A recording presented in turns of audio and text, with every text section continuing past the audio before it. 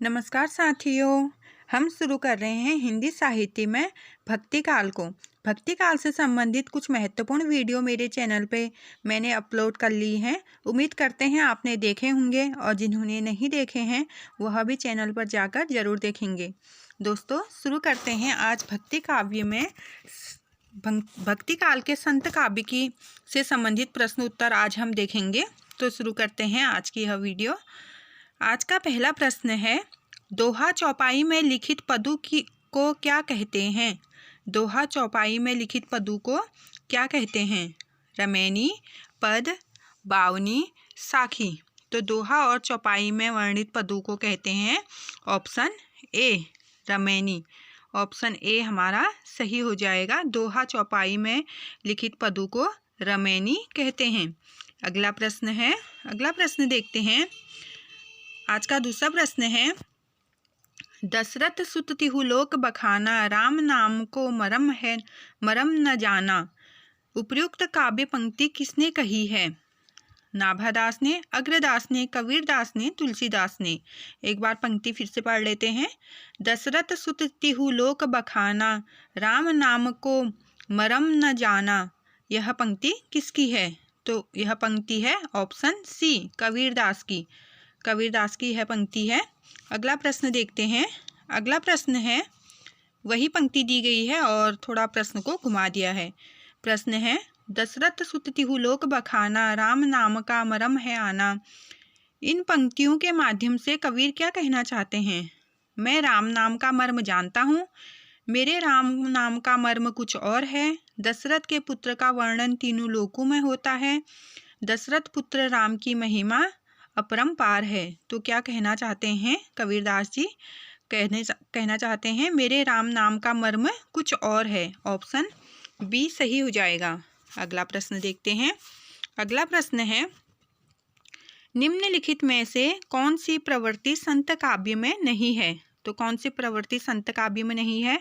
गुरु की महत्ता, बाह्याडंबरों का खंडन, रहस्यवादी भावना, वर्ण व्यवस्था का समर्थन। तो कौन सा नहीं है संत काव्य में? यह वर्ण व्यवस्था का समर्थन नहीं होगा, क्योंकि उन्होंने इसका भी खंडन किया था। तो ऑप्शन डी हमारा सही हो जाएगा। अगला प्रश्न देखते हैं। भाषा पर कबीर का जबरदस्त अधिकार था, वे वाणी के डिटेक्टर थे। उक्त कथन किस आलोचक का था? किस आलोचक का है यह कथन? कभी कभी वे वाणी के डिटेक्टर थे, इतना ही पूछ लिया जाता है कि यह कथन किसका है, या कबीरदास को वाणी का डिटेक्टर किसने कहा? तो ऑप्शन है रामचंद्र शुक्ल, राम कुमार वर्मा, परशुराम चतुर्वेदी या हजारी प्रसाद द्विवेदी। तो यह कहा था हजारी प्रसाद द्विवेदी जी ने। कभी कभी सीधे प्रश्न पूछ लिया जाता है कि कबीरदास को वाणी का डिटेक्टर किसने कहा? तो यह हजारी प्रसाद द्विवेदी जी ने कहा। शुक्ल जी ने इनकी भाषा को सद्दुकड़ी कहा और श्याम सुंदर दास ने इनकी भाषा को पंचमेल खिचड़ी कहा। यह भी हमें ध्यान रखना है। अगला प्रश्न देखते हैं। अगला प्रश्न है, किस पंक्ति का संबंध उलटवासी से है? कुछ पंक्तियां दी हैं हमें और हमें बताना है कि उलटवासी किस पंक्ति का संबंध उलटवासी से है। तो पंक्तियां देख लेते हैं। पंक्तियां हैं, हम घर जालिया आपना, लिया मुराड़ा हाथ। दूसरा है, भक्ति द्वारा शंकरा, राई दसवे भाई। यह तन जालो मति करूं, जू धुआ जाड़ जाड़ सरगी। तीसरा है, आकाशे मुख औधा कुआ, पाताले पनिहारी।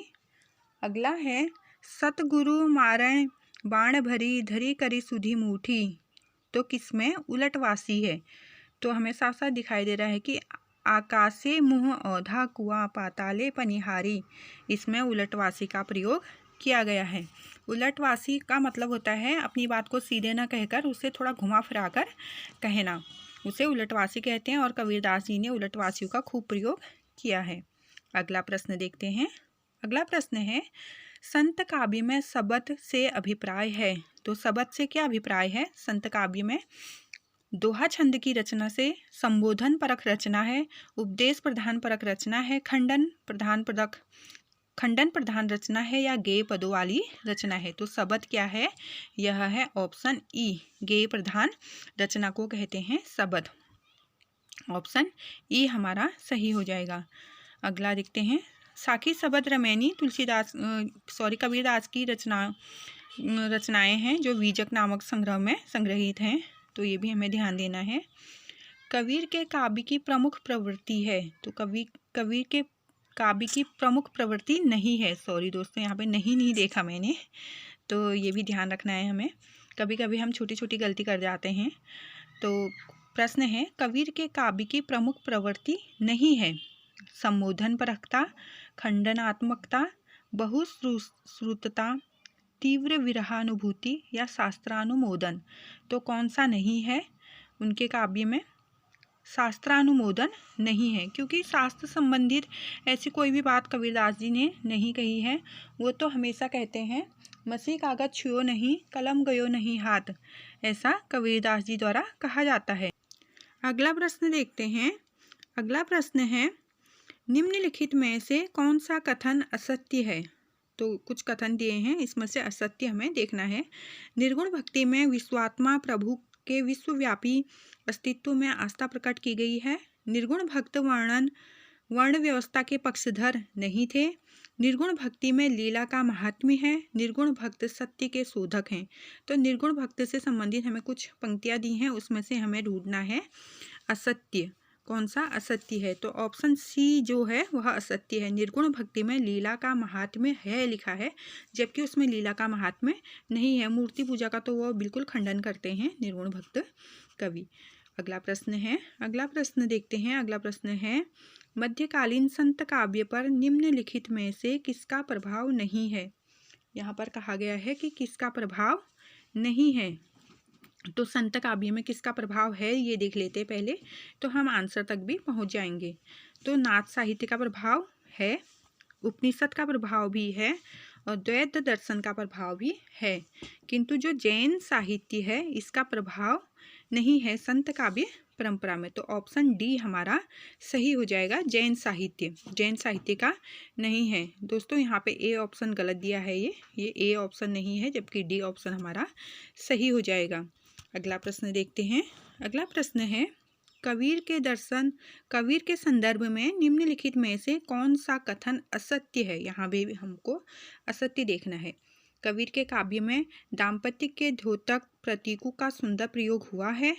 काव्य रचना कबीर का प्रथम लक्ष्य था।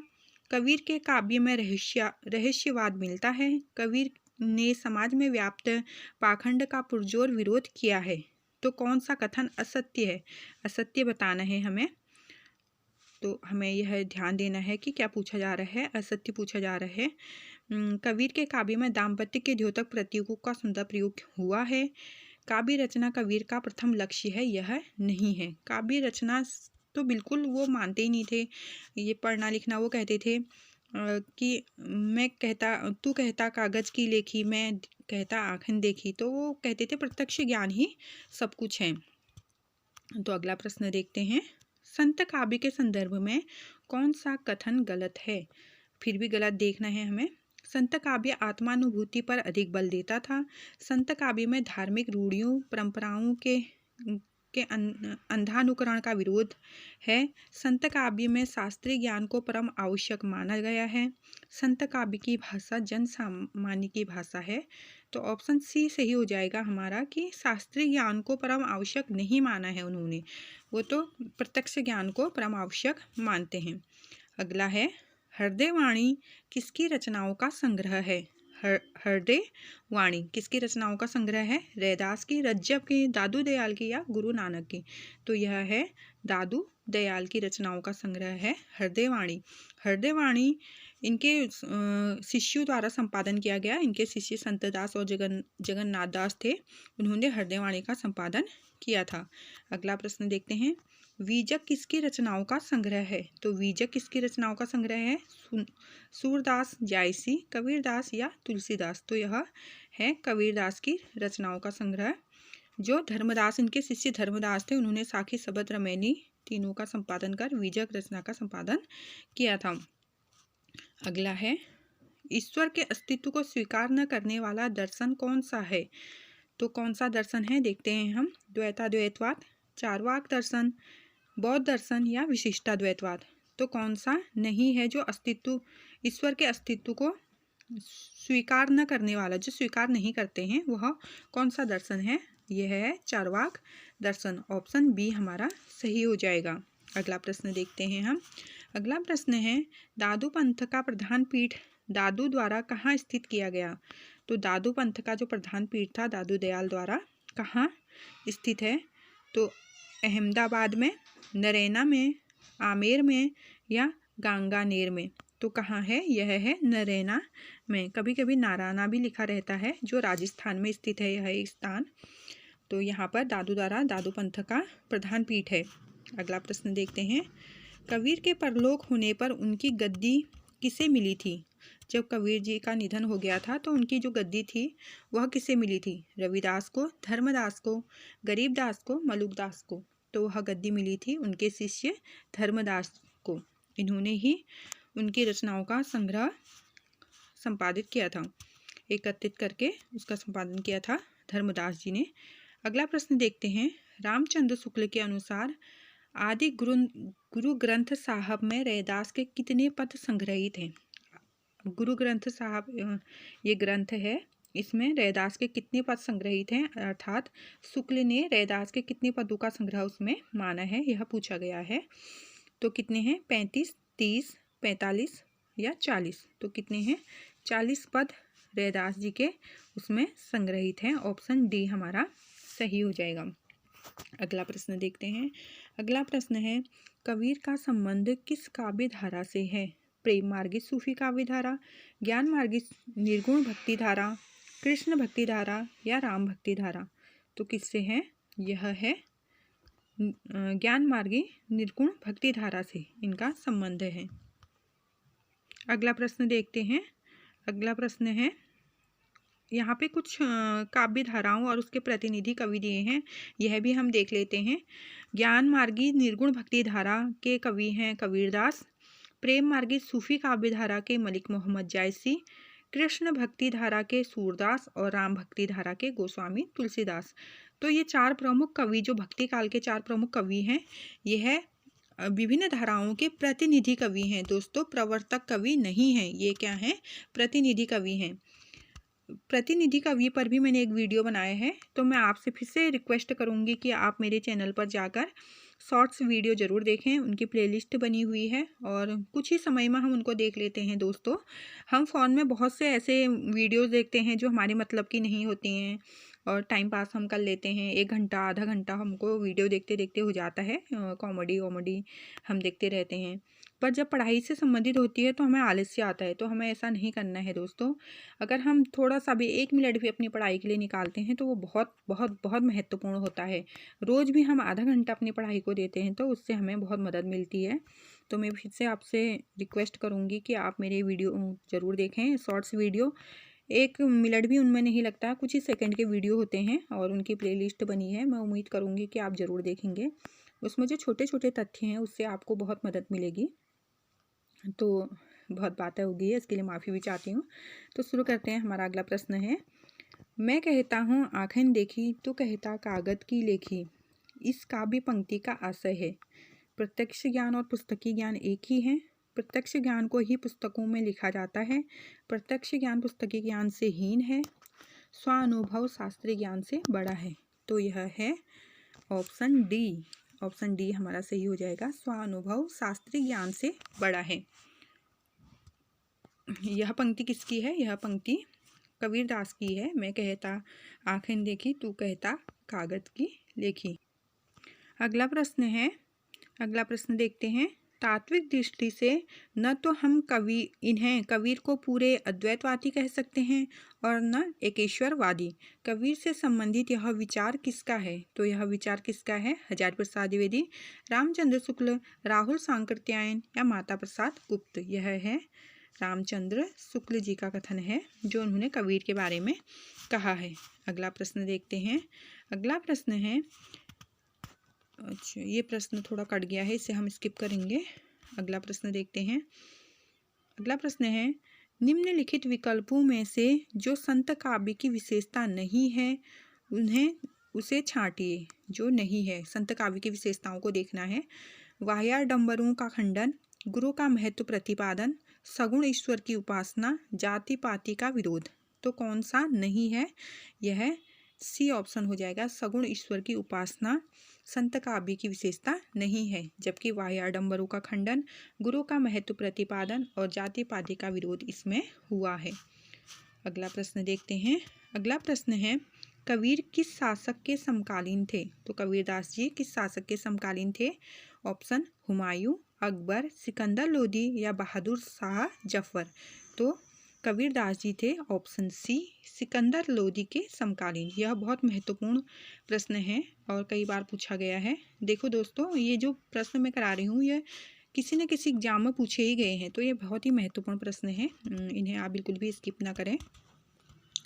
और मैं उम्मीद करती हूँ कि इससे पहले भी आपने ये प्रश्न कई बार पढ़ लिए होंगे और अभी आपका रिवीजन हो रहा होगा, तो बहुत अच्छी बात है। आप रिवीजन निरंतर करते रहिए दोस्तों, नहीं तो बहुत बार ऐसा होता है कि कुछ प्रश्न हमने बहुत बार पढ़े होते हैं और अच्छे से हमें आते हैं, लेकिन रिवीजन न होने के कारण हम उन्हें भूल जाते हैं और गलत हो जाता है हमारा। तो ऐसा ना करें, प्लीज़ रिविज़न करते रहिए। आगे बढ़ते हैं। आचार्य हजारी प्रसाद द्विवेदी ने वाणी का डिटेक्टर किसे कहा है? तो ये प्रश्न कुछ ही समय पहले हमने आगे देखा था। तो किसे कहा है उन्होंने वाणी का डिटेक्टर? यह कहा है ऑप्शन ए, कबीरदास जी को। और उसमें पूछा गया था कि कबीरदास जी को वाणी का डिटेक्टर किसने कहा है? तो हजारी प्रसाद द्विवेदी ने। कुछ भी हमें एग्जामिनर घुमा फिरा के क्वेश्चन दे देता है, क्वेश्चन वही रहता है, कोई भी प्रश्न दूसरा नहीं होता है, बस एग्जामिनर उसे थोड़ा सा घुमा फिरा के हमारे सामने प्रस्तुत कर देते हैं। तो अगला प्रश्न देखते हैं। निम्नलिखित में से कौन रामानंद की शिष्य परंपरा में नहीं है? तो उनके शिष्य बताए हैं यहाँ पे, कबीरदास, नरहरिदास, मलुकदास, रैदास। तो उनके शिष्य नहीं हैं, ऑप्शन सी, मलुकदास जी उनके शिष्य नहीं हैं, जबकि मलुकदास जी के गुरु थे पुरुषोत्तम दास।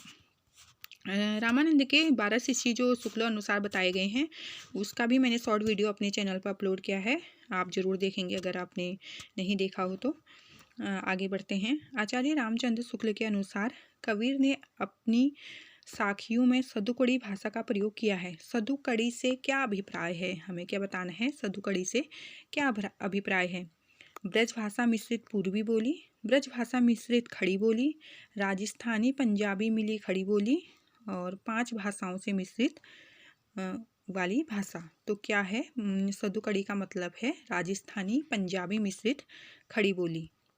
ऑप्शन सी हमारा सही हो जाएगा। अगला प्रश्न देखते हैं।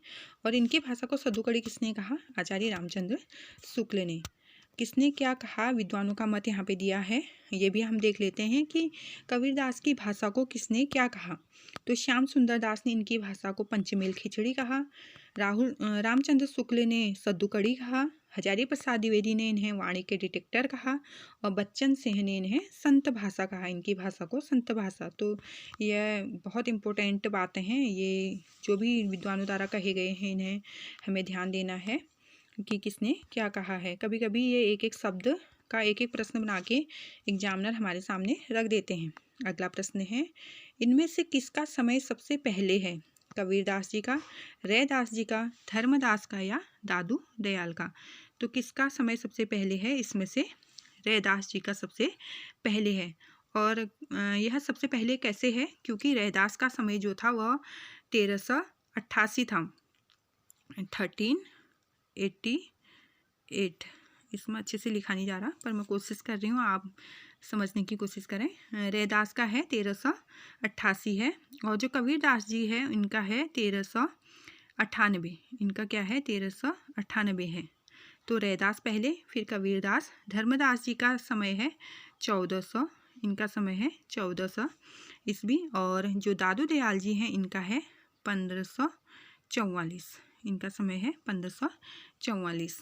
तो सबसे पहले हमारे हो जाएंगे इसमें रैदास जी, जिनका समय 1388 है और कबीरदास जी का 1398 है, धर्मदास जी का 1400 है और दादू दयाल जी का 1544 है।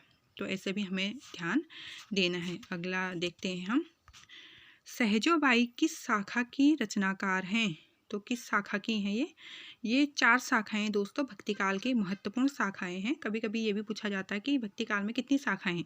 तो 4 शाखाएं हैं, कृष्ण भक्ति शाखा, राम भक्ति शाखा, ज्ञानाश्री शाखा या प्रेमाश्री शाखा।